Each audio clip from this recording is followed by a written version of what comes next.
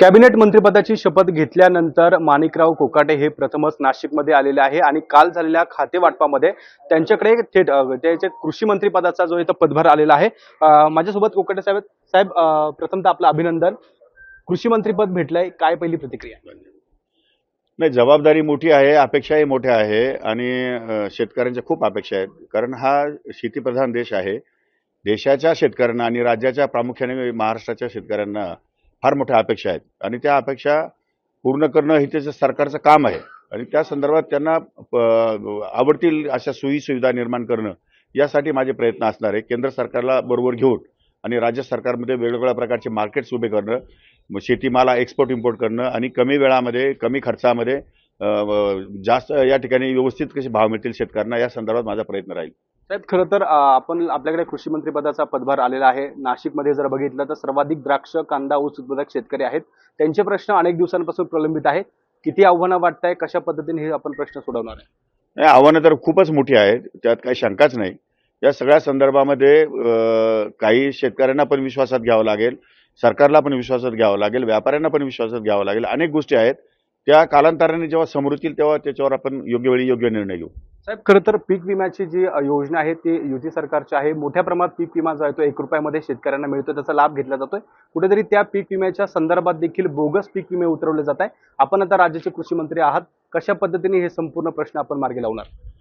नाही, काही ठिकाणी होत असेल, काही ठिकाणी होतही आहे असं माझ्या निदर्शनास आलेलं आहे. त्याच्यावरती मी तर कारवाई करणारच आहे, तो काही विषय नाही.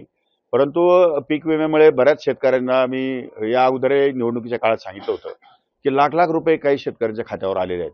या अगोदरच्या माझ्या 30-35 वर्षाच्या राजकारणामध्ये कोणत्याही पक्षाने ₹1 सुद्धा कधी अकाउंटला टाकलेला नाही कॅशमध्ये. त्यामुळे एवढी मोठी रक्कम शेतकऱ्यांना मिळाली आहे, आधार मिळालेला आहे. निश्चितपणे स्वागतार्ह बाब आहे, समाधानाची बाब आहे. परंतु त्यामध्ये काही शेतकरी जर वंचित राहत असतील तर त्या संदर्भात त्यांना पण सामावून कसं घेता येईल या संदर्भात मी आदेश देऊन तात्काळ त्यांची सुविधा निर्माण करून देईल. ज्या मतदारसंघातून आपण निवडून येता, सिन्नर विधानसभा मतदारसंघ हा दुष्काळी भाग आहे.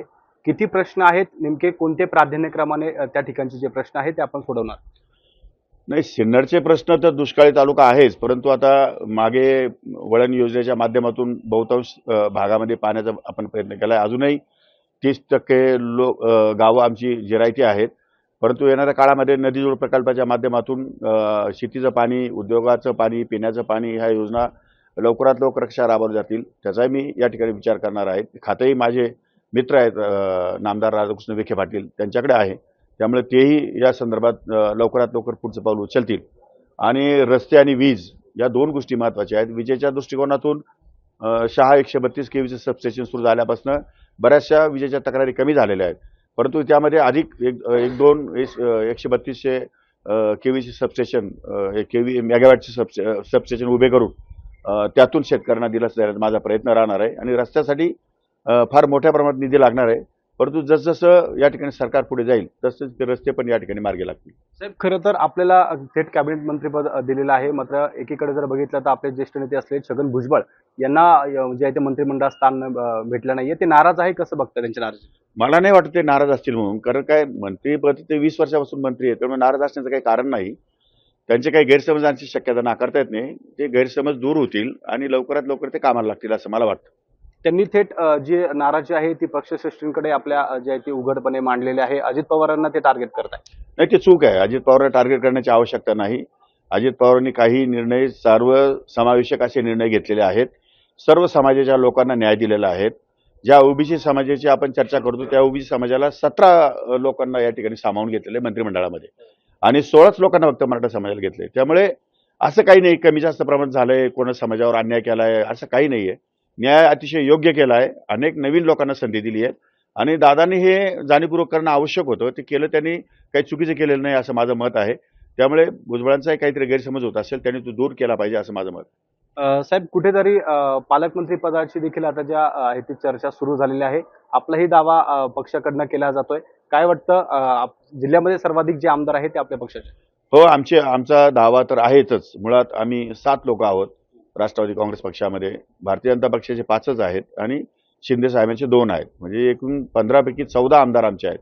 त्यामुळे 14 पैकी 7 आमदार हे राष्ट्रवादी अजित पवार गटाचे आहेत.